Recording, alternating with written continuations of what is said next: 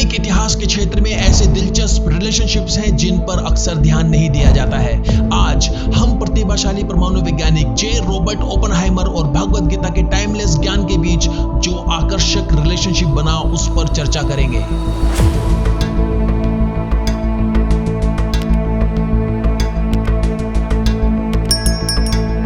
प्राचीन ज्ञान की खोज। वर्ष 1930 का दशक था और जे रॉबर्ट ओपेनहाइमर, जो कि न्यूक्लियर फिजिक्स में अपने अभूतपूर्व कार्य के लिए जाने जाते थे, विज्ञान के दायरे से परे जो सूक्ष्म स्पिरिचुअल ज्ञान है वो उसके भी साधक थे, यानी कि उसकी भी प्रैक्टिस किया करते थे। यानी कि उनका इंटरेस्ट स्पिरिचुअल वर्ल्ड में भी था। कैलिफोर्निया विश्वविद्यालय बर्कले में अपने कार्यकाल के दौरान ओपेनहाइमर की मुलाकात भाषाविद आर्थर डब्ल्यू राइडर से हुई। राइडर संस्कृत ग्रंथों के एक दक्ष अनुवादक थे। उन्होंने ओपेनहाइमर को भगवद गीता सहित प्राचीन भारतीय साहित्य की दुनिया से परिचित कराया था। और फिर शुरुआत होती है ओपेनहाइमर के भारतीय साहित्य के प्रति जुनून की। भगवद गीता के प्रति ओपेनहाइमर का आकर्षण महज जिज्ञासा से परे था।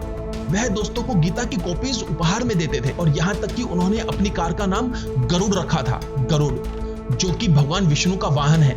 इससे पता चलता है कि ओपेनहाइमर की सनातन धर्म के प्रति गहरी रुचि थी। राइडर द्वारा अनुवादित गीता का प्रभाव उनके जीवन में इतना ज्यादा था कि उनकी पर्सनल कॉपी को आज तक संरक्षित करके रखा हुआ है। आइए अब जानते हैं ओपेनहाइमर के कार्य पर गीता का क्या प्रभाव था।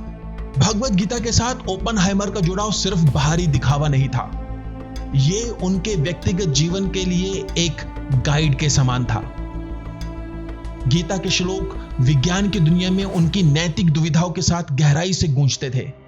अशांति के क्षणों में वह गीता से ज्ञान प्राप्त करते थे।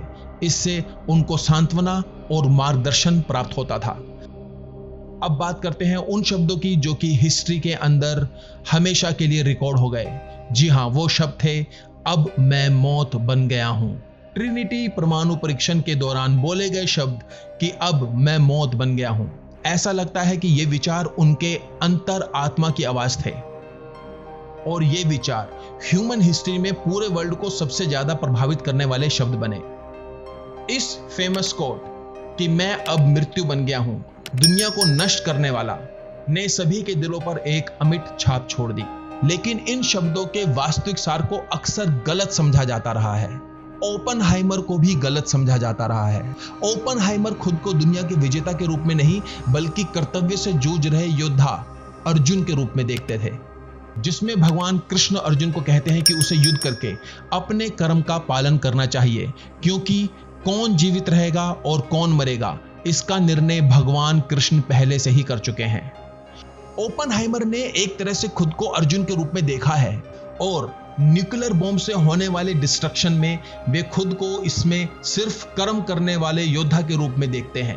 कहीं ना कहीं भगवद गीता के प्रति उनकी आत्मीयता ने न्यूक्लियर फिजिक्स की उनकी अचीवमेंट और नैतिकता के बीच के चल रहे उस कॉन्फ्लिक्ट को उनके सामने लाकर खड़ा कर दिया, जिससे कि पूरी मानव जाति का भविष्य बदलने वाला था। और इसी कॉन्फ्लिक्ट को उन्होंने सोल्व किया भगवद गीता के डिवाइन मैसेज से। दोस्तों, ओपेनहाइमर का भगवद गीता के प्रति लगाव एक लेगेसी है क्रॉस कल्चर इंस्पिरेशन के लिए। प्राचीन भारतीय दर्शन में ओपेनहाइमर की यात्रा अलग थलग नहीं थी। निकोला टेस्ला, नील्स बोहर और इरविन को भी इन टाइमलेस स्क्रिप्चर से प्रेरणा मिली। भारत के वैदिक ज्ञान में उनकी रुचि ने उनके वैज्ञानिक प्रयासों को सफल किया। विज्ञान और वेदों के दर्शन का सामंजस्यपूर्ण सह अस्तित्व यानी कि को एग्जिस्टेंस का प्रदर्शन किया। इतिहास के उन क्षणों ने भारत के वैदिक ज्ञान में इन सभी वैज्ञानिकों की रुचि ने यह दिखाया कि किस प्रकार वैदिक ज्ञान वैज्ञानिक प्रयासों को सफल कर सकता है। इससे यह निष्कर्ष निकलता है कि साइंस और वेद एक दूसरे की किस प्रकार सहायता कर सकते हैं। साइंस आपको कुछ मटेरियल बेनिफिट दे सकती है, नैतिकता, शांति और आंतरिक खोज की शक्ति हमें वेदों से ही मिल सकती है। साइंस और अध्यात्म एक दूसरे के दुश्मन नहीं, बल्कि एक प्रकृति के दो हिस्से हैं और दोनों की खोज से ही इस संसार और व्यक्तिगत प्रगति पॉसिबल हो सकती है। इतिहास, विज्ञान और अध्यात्म की इस यात्रा में हमारे साथ शामिल होने के लिए आप सब लोगों का बहुत बहुत धन्यवाद। जुड़े रहिए स्टोफीड के साथ और देखते रहिए हमारे इंटरेस्टिंग एपिसोड्स।